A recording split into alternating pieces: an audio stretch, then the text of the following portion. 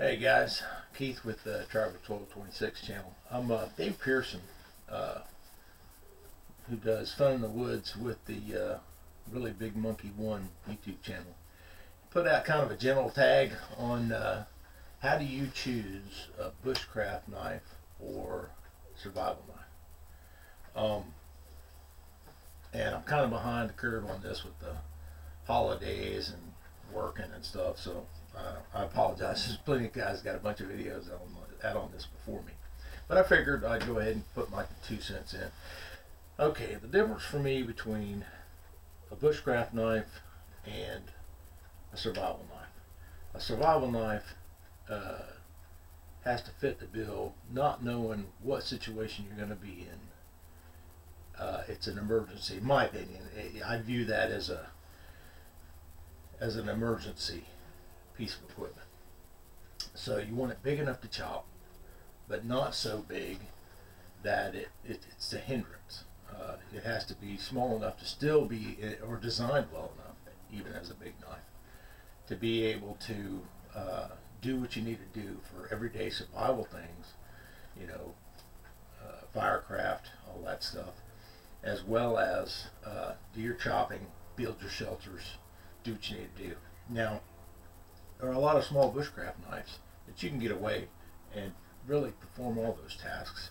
As long as you're willing to baton your knife. Some people freak out about that. Me, a knife is a tool. If a bushcraft knife isn't built well enough to baton, you shouldn't have it. It's one of those things you don't necessarily, it's not always your first go-to thing to do, but me personally, I don't think twice about it. And that, even like your Mora, I've got the Mora Robust IQ, and then I've got the regular Mora Companion. Either one of these knives, in an emergency situation, you can get by. But if you're talking about a true survival knife, that would be your Tahoma field knife. Okay, nice finger choil, designed by Andy Tran. You got the really comfortable handle. This knife does a good job with a lot of things. It chops well, it cuts well. Because of the finger choil, you can get up and do fine work. For a long time, this was my second go-to knife because I went to the SE Hungalis, which is another great knife. It's small enough, and I added that finger choil. It's small enough, or excuse me, big enough to where you can chop all day long. If you need to chop anything bigger than this, you don't live where I live. And granted, I'm like Dave, I live in the southeast. It's mostly brush. I can find stuff all day long that's wrist size, that is plenty big enough to build my shelters. I don't have to rely that much on chopping wood and processing wood. There's so much deadfall where I'm at, given it's such thick brush. It's not a problem. I can, 9 times out of 10, the bulk of my firewood, I just pick it up. It's a couple inches or smaller, and that'll make do for what I need to do.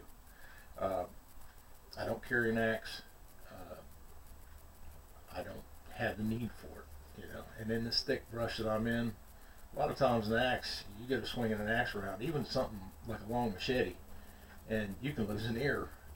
Buying something hanging down, it glances off. A friend of mine almost lost his ear, actually, cut it half off.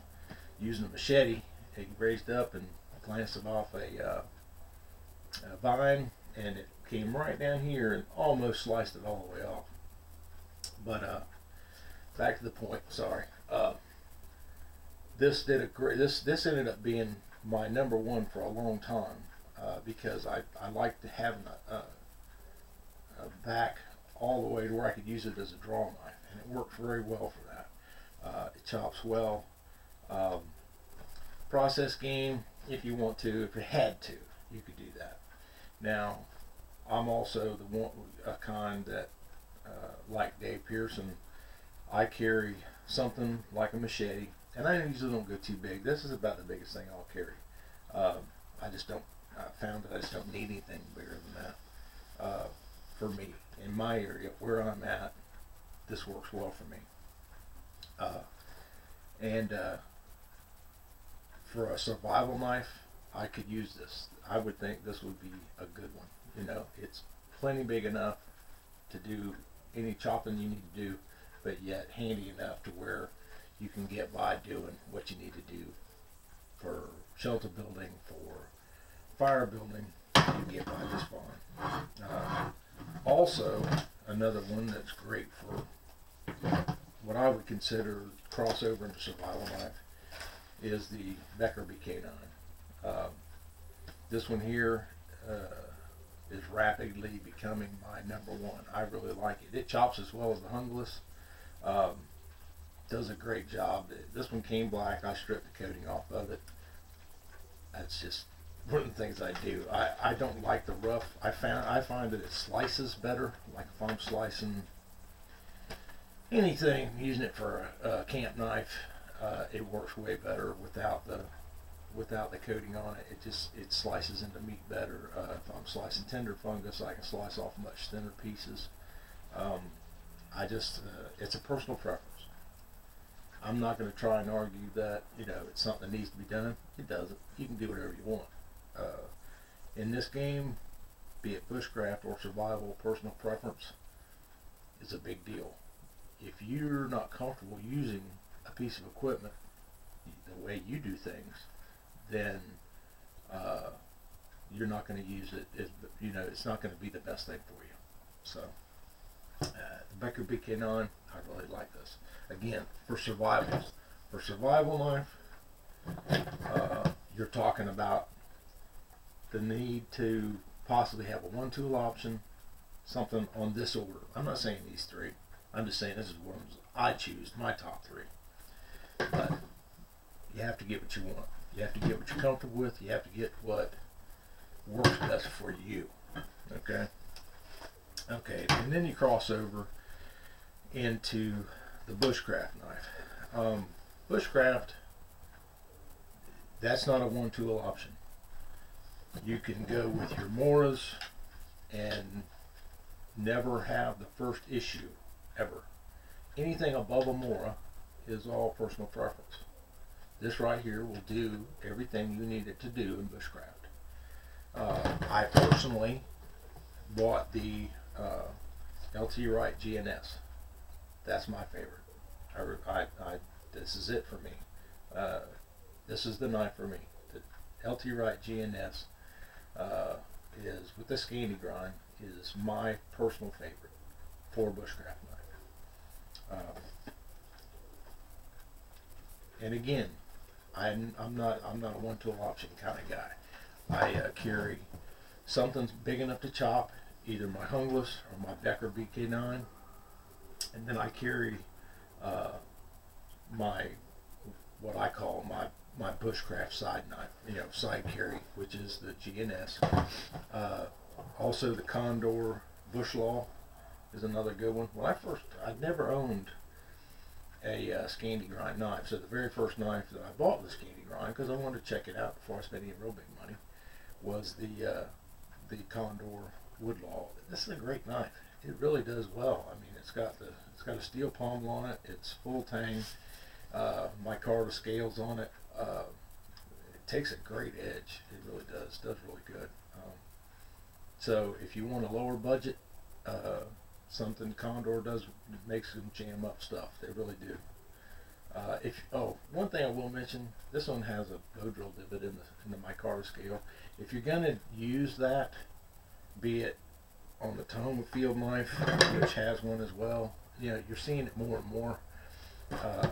That's fine. Me personally, if I was in a survival situation, I would use it because it's one less thing that I have to make. But I did use this one, and it will burn that micarta out if you're not careful. It burned this one out a little bit. Make sure you put some kind of a lubricant in there, be it a green leaf or wax or pine resin, something that will act as a lubricant in there so you don't burn your micarta out. But this is a great knife. There's nothing wrong with it. Personal preference, like I was talking about, This knife here, I bought this knife when I was in high school, and it was my go-to field blade forever. And has no markings on it whatsoever as to what kind of steel it is or who made it. I believe it was handmade. It was made from a blank, and then the sheath. Whoever wrote the sheath made a hell of a damn job on it. I mean, it's really a pro job on the sheath. This is the original one, and like I said, I bought it back in high school, and I'm 50 now. So the way the blade acts, the way it sharpens and retains the head and feels, I would say this is a 1095 steel, but I can't say that for sure. But it is held up extremely well, and forever this was my go-to blade. It's got I think it's cherry wood handles on it, or that's what it seems like, something like that. But it's a great knife. You know, you don't have to have a high dollar, quote unquote, survival knife. This would cross over as a survival knife, no sweat. You can chop with it, you can choke up on it, you can do finer work. I did everything I would ever need to do with it for many, many years, like this, or you know, just the way it sits. I added this just because it was an experiment. I wanted something that, you know, for a dangler with kind of a angled hang, so it was a little bit more out of my way. But I never carry this one anymore. I always carry my either my Hungless or my Becker BK9. They are a little bit lighter than that one. Another good one that what I would call a bushcraft machete size knife is the Condor.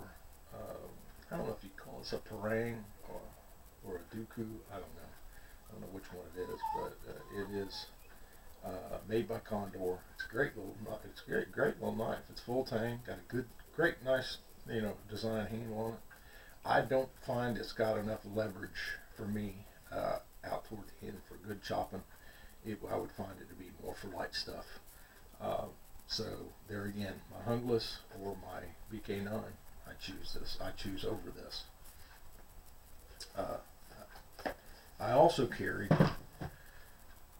not only do I carry my side knife, bush knife, like my LT Wright GNS, and then I carry my choppers, be it the Hungless or the Tahoma Field knife or my BK9. I always carry a pocket knife of some sort, and I like case knives. Case knives were the first knife that I ran across the chrome vanadium type steel. They use chrome vanadium steel in this, which I'm assuming is about the same as the Crowvan that the Becker BK9 and the K-bar knives are made from. But I really like them. And a pocket knife, a large pocket knife like this, I always carry in my bag, and I use it, you know, for game processing, stuff like that. That's what I would use, something like this. And then I usually carry a general regular pocket knife for everyday carry. I carry the Victorinox Swiss Army knife, and I like this one mainly because it's got the, not only does it have a good Swiss steel blade, but it's also got the little saw on it, which I've used quite a bit, and it does a good job. And as Magnus Anderson would say, bloody hell, it's got the Phillips head screwdriver, which I've never used for anything. Most screws that are in your pistols and rifles, they're not Phillips heads, they're flat head. So I never use it.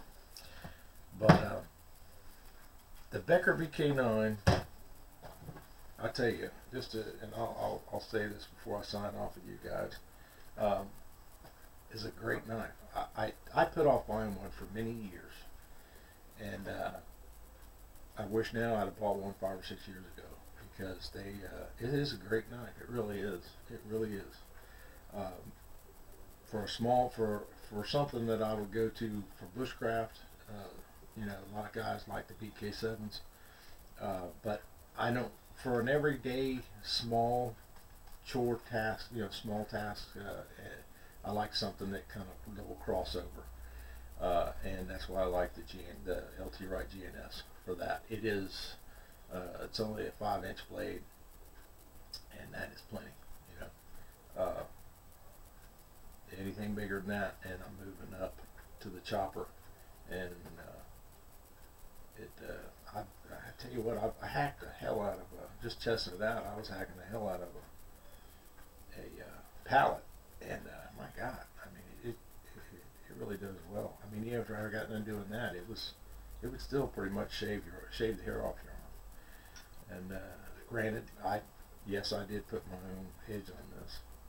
Um, it's awesome. I love it. So there you have it. That's my take. How do I make that choice of which one? I have to take into account where I'm going, what I'm going to be using it for. You know, if it's a survival knife, that is going into that's just a case for me.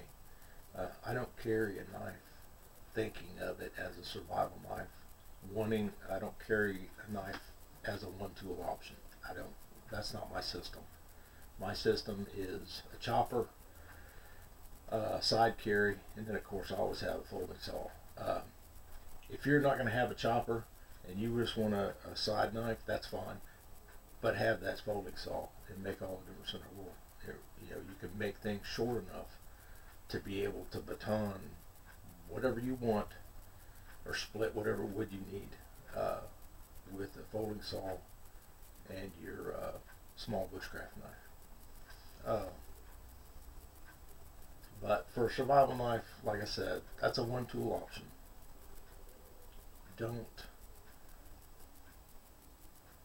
Don't restrict yourself if you don't have to.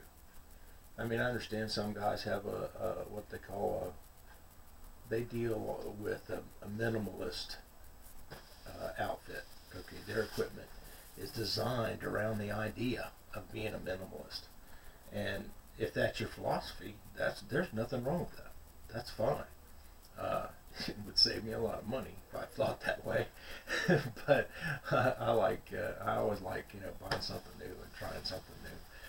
And I never carry just one thing. I always have a chopper. I always have my side knife, and I always have a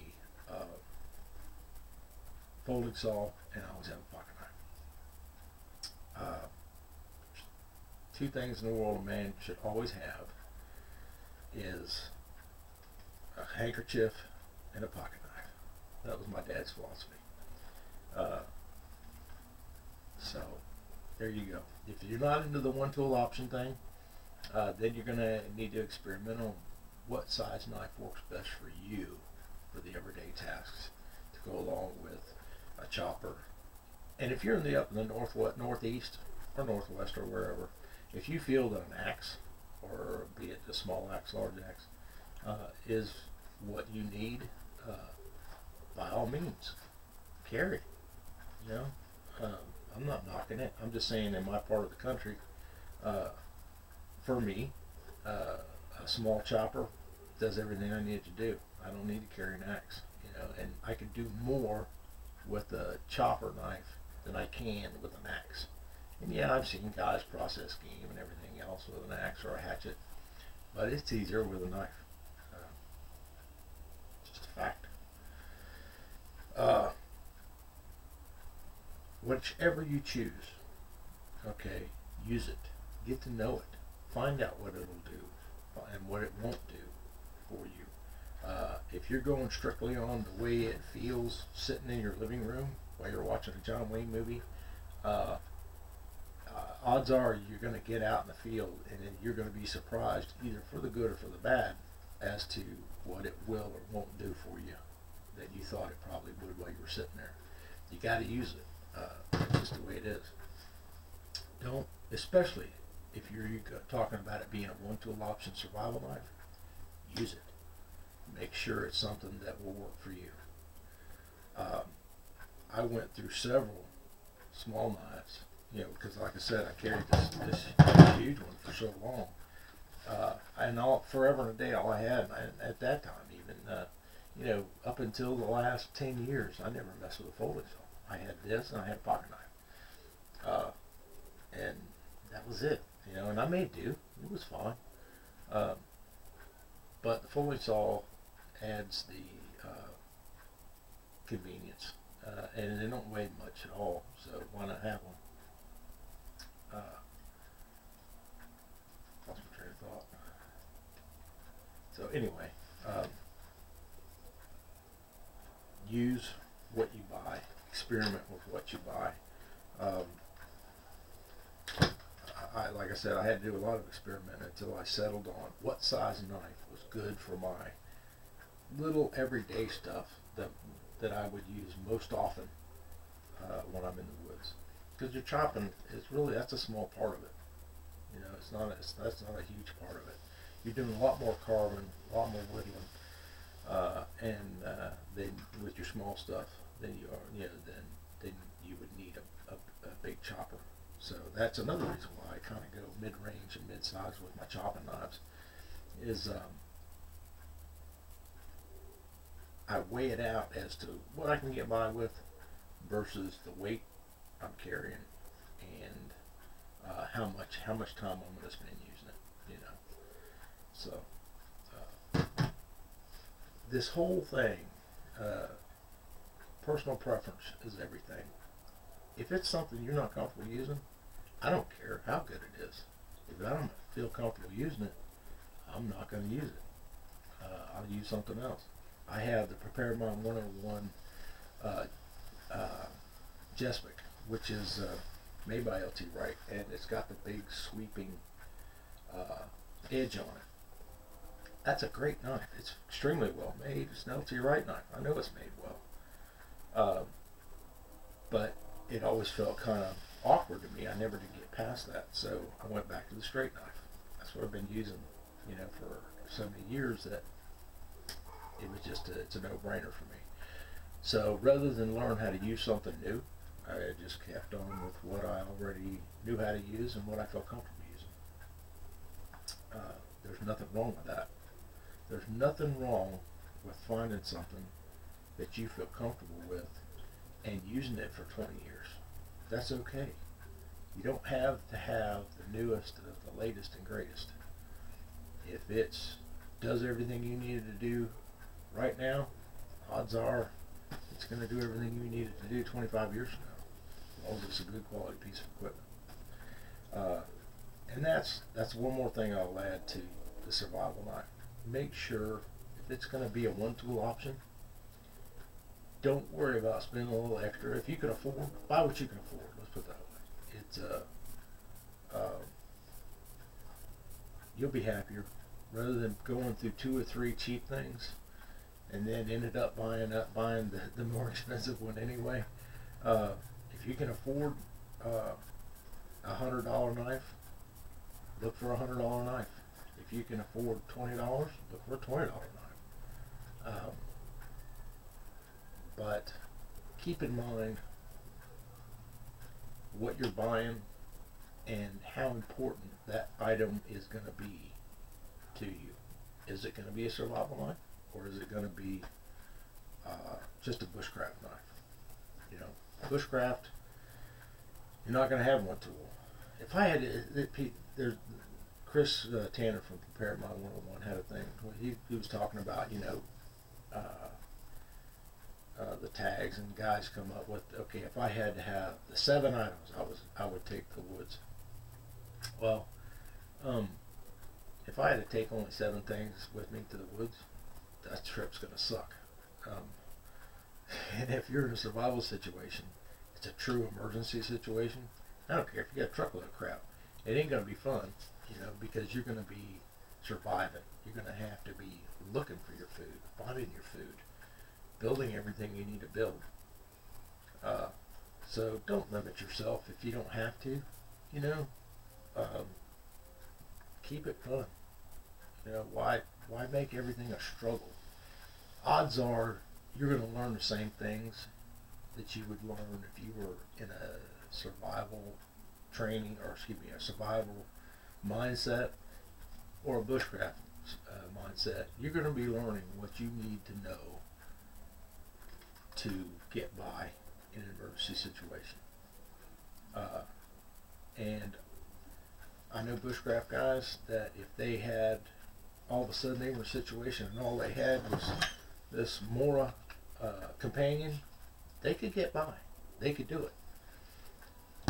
And that brings me to the last subject, which is you have to weigh out your skills as to what you're looking for. If you're, I know guys that, if they have to, they could get by with this. They could make it. They could spend a week out there on the move, and they'd get by. That's not a problem, and so could you most likely. But there again, why limit yourself if you don't have to? If you're gonna have one that'll do it all, or most. If you're gonna have in a situation where you're just out bushcraft camping, carry carry 2 or 3 things. Carry your chopper being knife or axe. Carry your knife, and then carry your folding saw. You can always have a pocket knife. Pocket knife. Every guy should have a pocket knife, or a woman if they're in the woods. Period. Didn't mean for that to sound sexist. Sorry. So there you have it. That's my take on how I choose a survival knife or a bushcraft knife. Whatever you choose to do, whatever you choose to buy, use it. Take it out, get it dirty, spend the time to learn its characteristics and how it works for you, and make sure it's going to be what is going to work for you. You spent the money on it, why not use it? All right, this is Keith from Traveler Troll 26 channel. Catch you later.